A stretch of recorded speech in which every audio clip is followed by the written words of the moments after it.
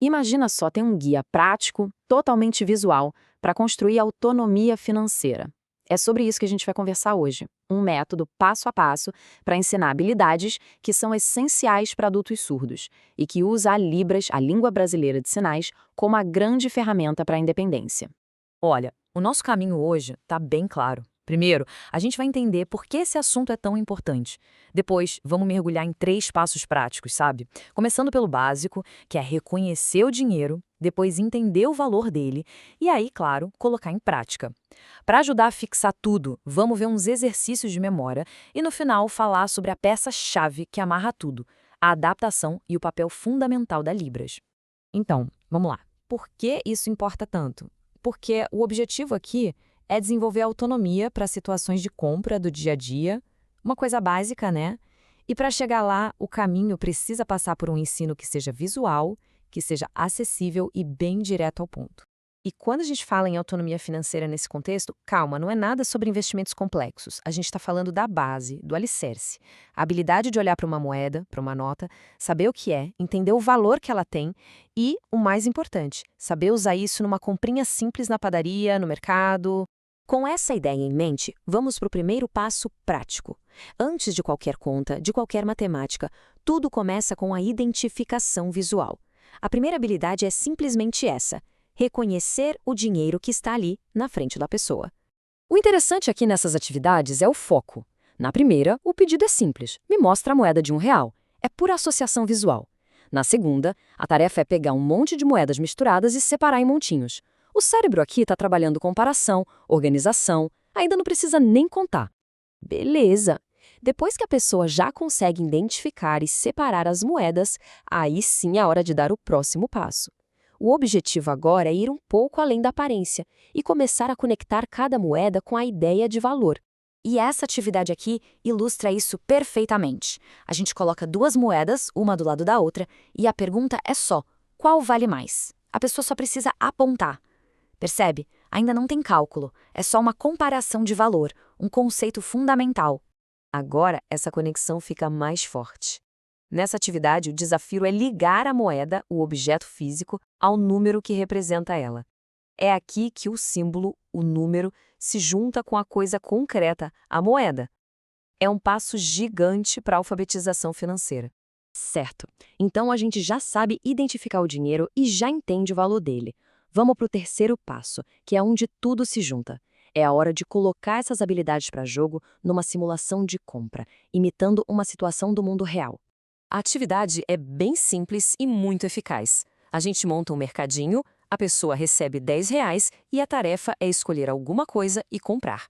Isso tira a ideia de dinheiro do campo abstrato e transforma numa ação concreta, com um objetivo claro. E como dá para ver, os produtos têm preços bem diretos. Maçã por R$ 2, pão por 5, suco por 3.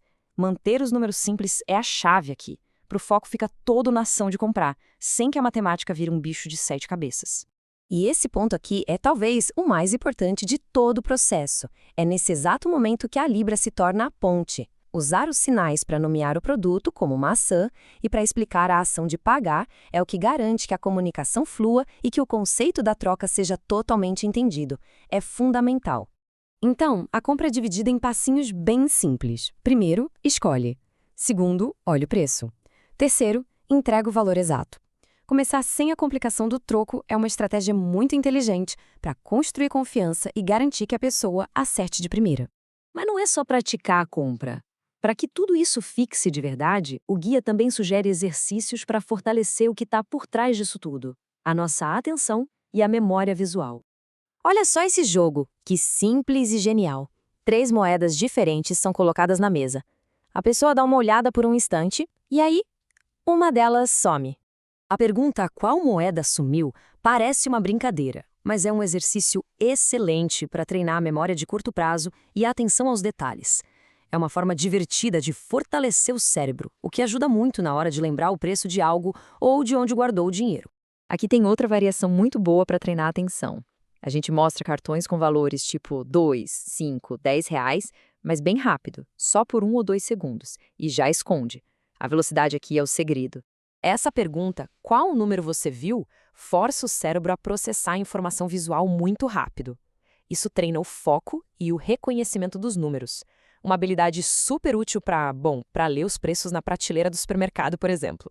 Agora, todas essas atividades e jogos que a gente viu têm um segredo para dar certo de verdade: a adaptação. A força desse método está justamente na flexibilidade, em poder ajustar cada detalhe para as necessidades de cada pessoa, principalmente se existirem outros desafios, sejam visuais ou cognitivos. E as adaptações sugeridas são bem práticas e eficientes. Por exemplo, usar réplicas de moedas maiores para quem tem alguma dificuldade visual, criar um código de cores para cada valor ou simplesmente usar números bem grandes. São pequenas mudanças que fazem uma diferença enorme e que removem barreiras para o aprendizado. E com isso, a gente fecha o ciclo. Essa frase resume perfeitamente a filosofia por trás de tudo. O foco não é só ensinar sobre dinheiro. É usar todas essas ferramentas, tendo a Libras como a grande ponte de comunicação para construir uma autonomia que seja real, que seja de verdade. No fim dessa análise toda fica uma reflexão, né? Esse método mostra pra gente o poder de um ensino que foi pensado para ser visual, concreto e acessível. A pergunta que fica é: que outras barreiras, sejam na educação ou na vida, a gente poderia quebrar se aplicasse esses mesmos princípios?